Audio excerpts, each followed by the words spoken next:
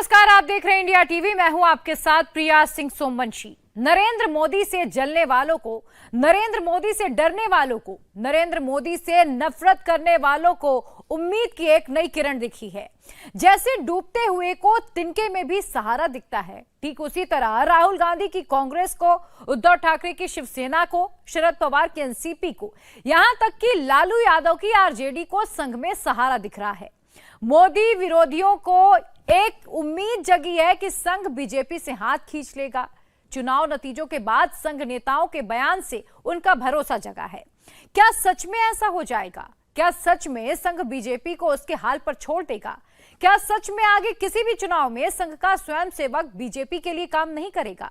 या संघ की नाराजगी बस कुछ दिनों के लिए है? संघ ने बीजेपी के लिए क्या सोचा है और संघ ने अपने लिए क्या टारगेट सेट किया है, इस रिपोर्ट में आप खुद ही देखिए। संघ कोई भी काम जल्दबाजी में नहीं करता। संघ को किसी चीज की हड़बड़ी नहीं रहती। संघ पहले मुद्दे को तौलता है, जांच परख करता है, फिर कोई बयान देता है। इसमें महीनों लग जाते हैं, कभी कभी तो पूरा साल लग जाता है। फिर ऐसा क्या हुआ कि 2024 के चुनाव के तुरंत बाद संघ ने खटाखट बयान जारी करना शुरू कर दिया। काम करे लेकिन मैंने किया ये अहंकार न पाले तो हम इस देश की सच्ची सेवा कर रहे ऐसा होगा। और अपने देश को हम सब लोगों के सच्चे सेवा की आज आवश्यकता है और विश्व को भी आवश्यकता है। भारत का वो जीवन ध्येय है। पहले संघ प्रमुख मोहन भागवत बोले, फिर संघ के मुखपत्र ऑर्गेनाइजर में एक लेख छापा गया और उसके बाद संघ कार्यकारिणी के सदस्य इंद्रेश कुमार ने भी बयान दिया। बयान भी ऐसे वैसे नहीं थे। संघ ने बीजेपी के लिए तीर से चुभने वाले बयान दिए। मोहन भागवत ने 3 बातें कही। चुनाव में मर्यादा नहीं रखी गई। जो अहंकार करता है वो सच्चा सेवक नहीं हो सकता। और मणिपुर पिछले 1 साल से शांति की राह देख रहा है। ऑर्गेनाइजर में लिखा गया, बीजेपी के कार्यकर्ता मोदी की गारंटी और अब की बार 400 पार के अति आत्मविश्वास से भर गए थे। ऑर्गेनाइजर ने महाराष्ट्र में अजित पवार के साथ अलायंस को अनावश्यक राजनीति और टाले जा सकने वाले जोड़ तोड़ का बेहतरीन उदाहरण बताया। संघ कार्यकारिणी के सदस्य इंद्रेश कुमार इससे भी आगे निकल गए। उन्होंने कहा कि जिस पार्टी ने भगवान राम की भक्ति की लेकिन अहंकारी हो गई, उसे भगवान ने 241 पर रोक दिया। जिसके अंदर अनास्था थी, उसको 234 पर ही रोक दिया। 2024 में भी राम राज्य का विधान देखिए, लोकतंत्र के पर्व में कैसा है। जिन्होंने राम की भक्ति की पर धीरे धीरे अहंकार आ गया, उस पार्टी को सबसे बड़ी पार्टी घोषित कर दिया। पर उसका और जो पूरा उसको मत मिलना चाहिए, जो शक्ति मिलनी चाहिए, वो भगवान ने अहंकार के कारण रोका। जिन्होंने राम का विरोध किया उनमें से किसी को भी शक्ति नहीं दी। सब मिलकर भी नंबर 1 नहीं बने, नंबर 2 पर खड़े कर। जिस पार्टी ने भक्ति की, अहंकार आया, उसको 241 पर रोक दिया, पर सबसे बड़ी बना थी। जिनके अंदर राम की अनास्था थी, अश्रद्धा थी, और उनको सबको मिलकर 234 पर रोक दिया। कहा तुम्हारी अनास्था का यही दंड तुम्हें है कि तुम सफल नहीं हो सकते। इन बयानों में सबसे प्रमुख है संघ प्रमुख मोहन भागवत का बयान। संघ प्रमुख सार्वजनिक रूप से 2 ही बार बोलते हैं, एक विजयदशमी पर और दूसरे संघ के कार्यकर्ता विकास कक्षाओं के बाद। भागवत आमतौर पर कोई राजनीतिक बयान नहीं देते, मगर इस बार उन्होंने पुरानी परंपरा तोड़ दी। हमारे देश के सामने चुनौतियां समाप्त नहीं हुई। अब सरकार बन गई, वही सरकार फिर से आ गई, एनडीए। अब ये ठीक है, पिछले 10 वर्षों में बहुत कुछ अच्छा हुआ है। आर्थिक हमारी स्थिति, आधुनिक दुनिया जिन मानकों को मानती है, जिसके आधार पर आर्थिक स्थिति का मापन करती है, उनको लगाए तो हमारी आर्थिक स्थिति बहुत अच्छी हो रही। सामरिक स्थिति हमारी निश्चित रूप से पहले से अधिक अच्छी है। दुनिया भर में हमारे देश की प्रतिष्ठा बढ़ी है। लेकिन इसका मतलब ये नहीं है कि हम चुनौतियों से मुक्त हुए। जगह जगह और समाज में कलह ये नहीं चलता। अब 1 साल से मणिपुर शांति की राह देख रहा है, उसके पहले 10 साल शांत रहा। पुराना गन कल्चर समाप्त हो गया ऐसा लगा, और अचानक जो कलह वहां पर उपज गया या उपजाया गया, उसकी आग में अभी तक जल रहा है, त्राही त्राही कर रहा है। कौन उस पर ध्यान देगा? प्राथमिकता देके उसका विचार करना ये कर्तव्य है। सवाल है कि क्या संघ और बीजेपी के रिश्ते में कड़वाहट आ गई है? क्या संघ ने बीजेपी के प्रदर्शन से पल्ला झाड़ दिया है? बीजेपी को बहुमत मिलता तो भी क्या संघ का यही रुख होता? जानते हैं संघ ने किसी चुनाव में बीजेपी की हार के बाद ऐसी तीखी प्रतिक्रिया इससे पहले कब दी थी। वो साल था 2004। तब लोकसभा चुनाव में वाजपेयी सरकार की हार हुई थी। शाइनिंग इंडिया के नारे के बावजूद बीजेपी सत्ता से बाहर हुई थी और केंद्र की सत्ता में कांग्रेस ने वापसी की थी। तब तत्कालीन संघ प्रमुख केसी सुदर्शन ने अटल बिहारी वाजपेयी की आलोचना करते हुए कहा था, मुझे नहीं लगता कि उन्होंने अपने कार्यकाल के दौरान बहुत कुछ किया। उन्होंने कुछ अच्छे फैसले लिए, लेकिन उन्हें सभी के साथ जुड़ना चाहिए था, लेकिन उन्होंने ऐसा नहीं किया। हमें ये पसंद नहीं आया कि उन्होंने विश्व हिंदू परिषद, बजरंग दल, अखिल भारतीय विद्यार्थी परिषद, भारतीय मजदूर संघ से बातचीत बंद कर दी। अब वाजपेयी और आडवाणी को संन्यास ले लेना चाहिए और नए नेतृत्व को मौका देना चाहिए।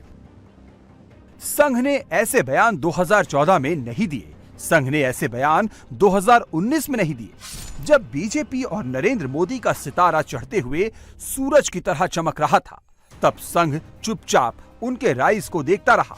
सवाल ये भी है कि क्या संघ सिर्फ अच्छे वक्त का साथी है? सबसे पहले समझते हैं कि संघ और बीजेपी का रिश्ता क्या है। संघ यानी राष्ट्रीय स्वयंसेवक संघ यानी आरएसएस मातृ संगठन है। संघ से 40 से अधिक अनुषांगिक संगठन निकलते हैं।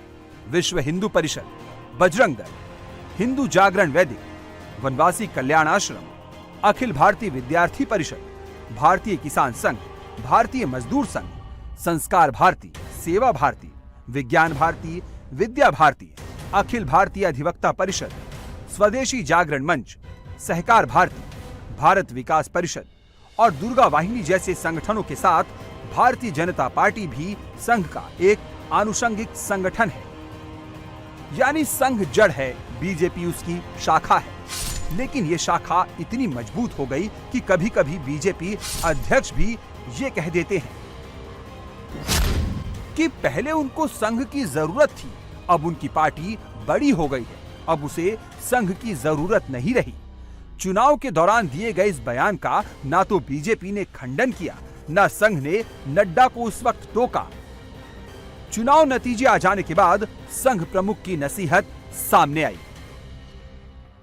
जिस प्रकार प्रचार के दौरान हमारे करने से समाज में मनमुटाव बढ़ेगा, 2 गठ बटेंगे, आपस में शंका संशय उत्पन्न होगा, इसका भी ख्याल नहीं रखा गया और बिना कारण संघ जैसे संगठनों को भी उसमें खींचा गया। टेक्नोलॉजी का सहारा करके असत्य बातें परोसी गई, नितांत असत्य। क्या शास्त्र का, विज्ञान का, विद्या का ये उपयोग है? लेकिन आधुनिक विद्या, टेक्नोलॉजी का उपयोग असत्य परोसने के लिए किया गया। ऐसे से देश कैसे चलेगा भाई? आखिर सबको देश ही चलाना है ना। और चुनाव प्रचार की या चुनाव में जो होता है उसकी बात ऐसी है, वास्तव में तो प्रजातंत्र की अनिवार्य आवश्यक प्रक्रिया है और उसमें 2 पक्ष रहते हैं, इसलिए स्पर्धा रहती है। स्पर्धा रहती है तो दूसरे को पीछे करने का, स्वयं को आगे बढ़ाने का काम होता ही है, होना ही चाहिए। परंतु उसमें भी एक मर्यादा है, असत्य का उपयोग नहीं करना। चुने क्यों जा रहे लोग संसद में जाएंगे, बैठकर अपने देश को चलाएंगे, सहमति बनाकर चलाएंगे। हमारे यहां तो परंपरा सहमति बनाकर चलने की है। लेकिन ऐसी सहमति बनना स्पर्धा करके आए लोगों में थोड़ा कठिन भी रहता है और इसलिए हम बहुमति का आसरा लेते हैं। उसके लिए स्पर्धा चलती है। ये स्पर्धा है, कोई आपस का युद्ध तो है नहीं। संघ और बीजेपी के रिश्ते इतने उलझे हुए भी नहीं है जितना अभी लग रहे हैं। बीजेपी को सत्ता तक पहुंचाने में सबसे बड़ा हाथ ही संघ का है। राम मंदिर आंदोलन हो या फिर गांव-गांव तक बीजेपी का संगठन विस्तार करना, राजनीतिक और सामाजिक उबड़-खाबड़ जमीन को बीजेपी के लिए समतल करने का पहला काम संघ ही करता है। ओडिशा, छत्तीसगढ़, झारखंड और महाराष्ट्र के आदिवासी बहुल इलाकों में बीजेपी की जगह बनाने का काम आदिवासी कल्याण आश्रम ने किया, जो संघ का ही एक आनुषंगिक संगठन है। बीजेपी ने संघ की मंशा के अनुरूप जम्मू कश्मीर से धारा 370 को खत्म किया, अयोध्या में राम मंदिर की स्थापना की और यूनिफॉर्म सिविल कोड लागू करने की दिशा में कदम बढ़ाए। 2019 का चुनाव खत्म होने के तुरंत बाद संघ प्रमुख मोहन भागवत ने मोदी से कहा था, राम का काम करना है। मोदी 2.0 के शपथ ग्रहण के 4 साल 8 महीने बाद मोदी अयोध्या के राम मंदिर में रामलला की प्राण प्रतिष्ठा कर रहे थे और भागवत गर्भगृह के अंदर मौजूद थे। संघ के लिए इससे बेहतर तस्वीर कोई दूसरी नहीं हो सकती थी। संघ की शिक्षा लेकर बढ़ा हुआ आदमी प्रधानमंत्री बनकर संघ की मनोकामनाओं को पूरा कर रहा था।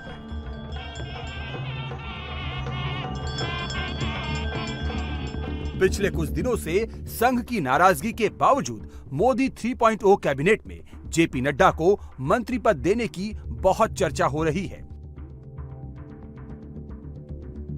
हकीकत यह भी है कि लोकसभा चुनाव से पहले बीजेपी ने 3 बड़े राज्य राजस्थान, मध्य प्रदेश और छत्तीसगढ़ में विधानसभा चुनाव जीता, तो वहां आरएसएस बैकग्राउंड वाले व्यक्ति को ही मुख्यमंत्री की कुर्सी पर बिठाया गया।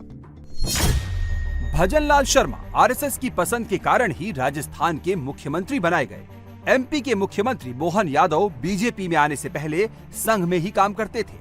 छत्तीसगढ़ के मुख्यमंत्री बनाए गए विष्णुदेव साय भी संघ के करीबी रहे हैं।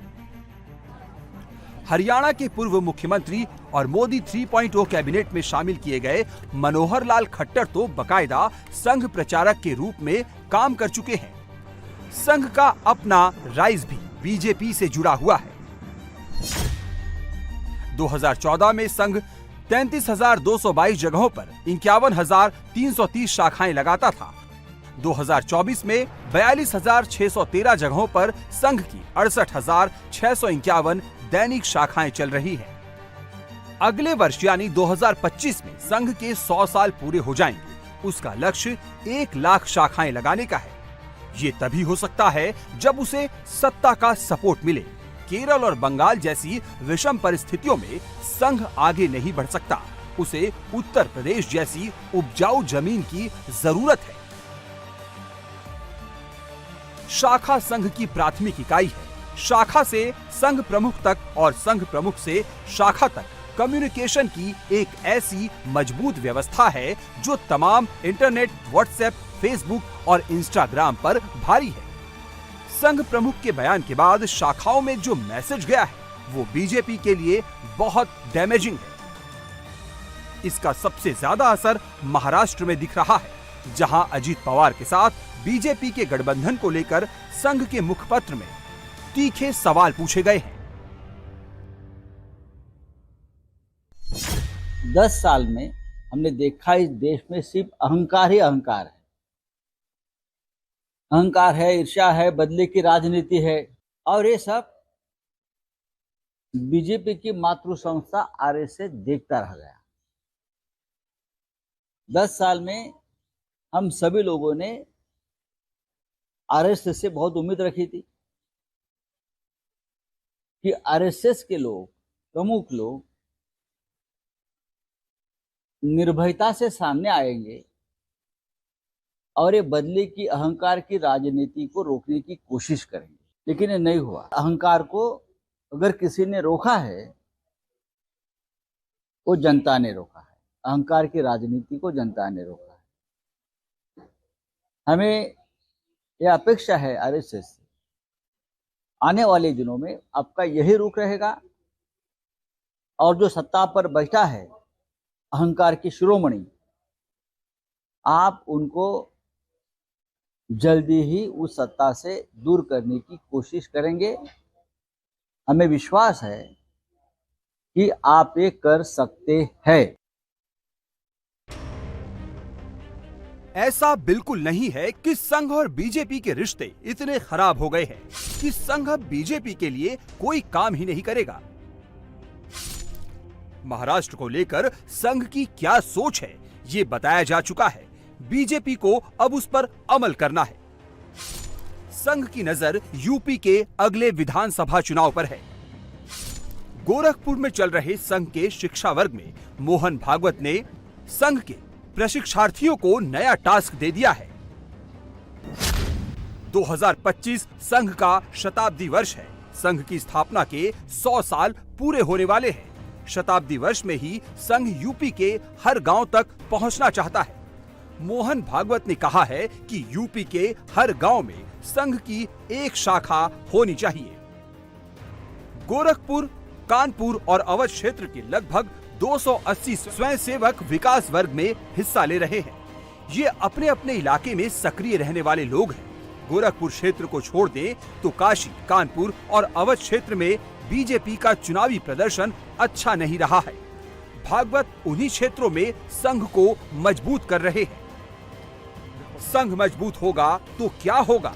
इस प्रश्न का जवाब यही है कि संघ मजबूत होगा तो बीजेपी को ही बल मिलेगा। संघ बीजेपी के लिए रबर स्टाम्प हेडमास्टर नहीं है, संघ मार्गदर्शक है। संघ उसी भूमिका में काम कर रहा है।